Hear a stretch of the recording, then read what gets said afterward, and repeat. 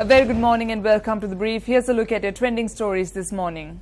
President and other world leaders attend the anti-corruption summit in London. Former Minister Basil Rajapaksa released on bail. ICC lifts suspension on Sri Lankan batsman Kusal Janit Perera.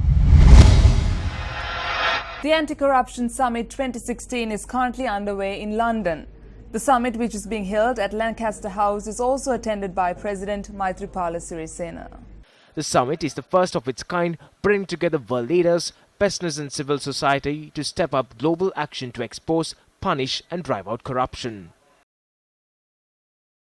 Introduction of the 19th Amendment to the Constitution, I handed over to the Parliament most of the executive powers of the President, except those powers the Supreme Court decided cannot be transferred.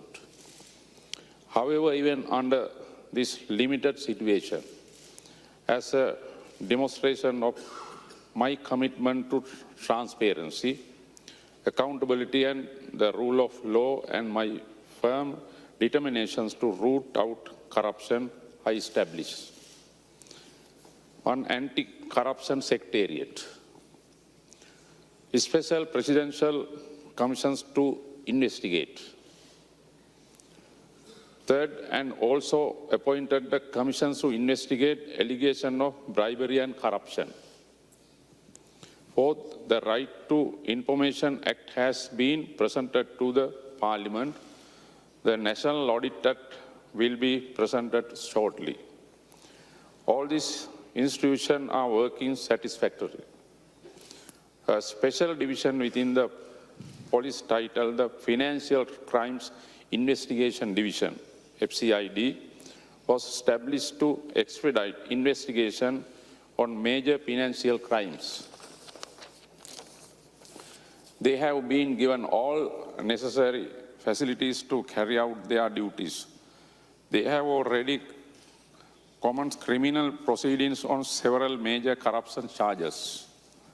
All of us as leaders need to thank the Act collectively to strengthen our own law enforcement agencies to track the corrupt and recover the proceeds of corruption.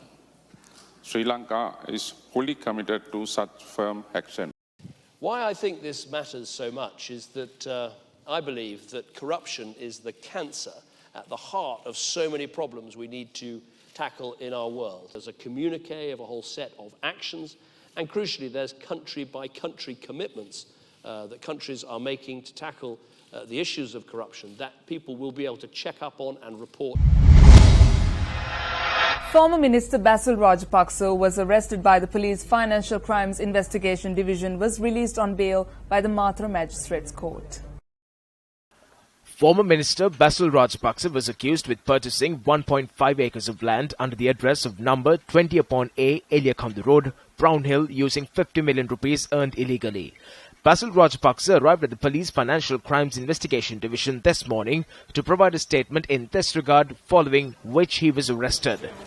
The former minister was arrested under the Penal Code and the Prevention of Money Laundering Act and was produced before the Chief Magistrate of Mathura.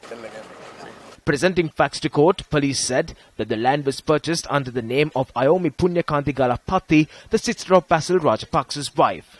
Police also announced there is information that Basil Rajapaksa had purchased the land. Attorneys representing on behalf of Basil Rajapaksa requested their clients be granted bail, as the first and second suspects in the case have also been granted bail.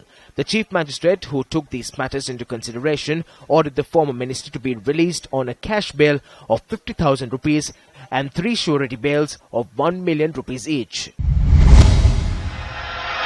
The International Cricket Council announced that it has withdrawn disciplinary charges against Sri Lankan batsman Kusal Perera and lifted the provisional suspension previously imposed on him. Speaking to Sports First, Kusal Janit Perera says he is anxious to get back with the national team. In November 2015, the ICC said Kusal Perera had tested positive for an anabolic steroid prohibited under WADA's prohibited list. In a statement yesterday, the ICC said that it has immediately withdrawn the disciplinary proceedings previously brought against Perera and is therefore free to train and compete domestically and internationally again without restriction with immediate effect. ඒ urine sample එක යවන්නේ වාඩා ආයතනයෙන් අනුමත කරන ලද ජාත්‍යන්තර The urine sample is sent to a WADA accredited laboratory. A decision is made based on the lab reports. We prove the lab reports wrong. Sri Lanka Cricket can discuss the matter with the International Cricket Council and ensure that the player is granted to move forward, highlighting the error in the lab report. We believe that this is the most suitable way forward. අපිට යා හැකි සුදුසු ගමන් මාර්ගය කියලා අපි හිතන්නේ. Inform කරාම ඉතින් ඕනම කෙනෙකුට ඉතින් ඒක මට තේරුණා. I was informed about this.